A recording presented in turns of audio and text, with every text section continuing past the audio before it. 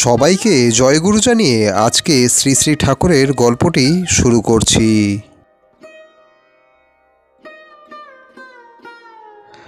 বাবা মার সাথে এসেছে একটি মেয়ে।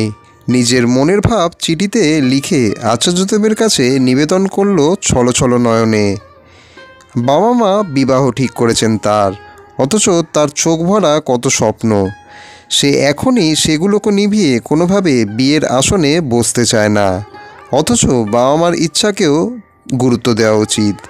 এই সমাধানের কোথাও কোনো পথ না পেয়ে সে ছুটে এসছে আচার্যদেবের কাছে। আচার্যদেব তাকে আশ্বস্ত করলেন, বললেন, খুব ভালো, এই স্বপ্নটাই তো জীবন। জীবন মানে তো থেমে থাকা নয়, আর বিবাহ মানেও তো তা নয়। বরং বিবাহ অর্থে তুমি তোমার এই স্বপ্নগুলো পূরণের জন্য আরেকটা কাঁধকে তোমার পাশে পাবে।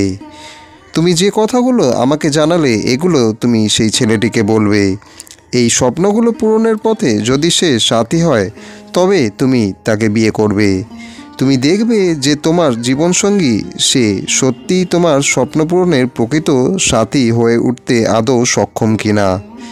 বিবাহ মানে সব কিছু থেমে যাবে এরকমটা কে বলল? উল্টোটাও তো হতে পারে।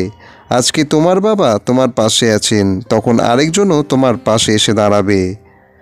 আচার্যদেবের কথায় তার সিদ্ধান্ত নিতে আর কোনো বাধা রইল না। বাবা মাও বরাবরই মেয়ের ভালো চান। আচার্যদেবের দিগদর্শনে তারাও খুশি হলেন। তারা প্রণাম করে সেখান থেকে বিদায় নিলেন। ইষ্ট প্রসঙ্গটি নেওয়া হয়েছে আলোচনা পত্রিকা খণ্ড থেকে।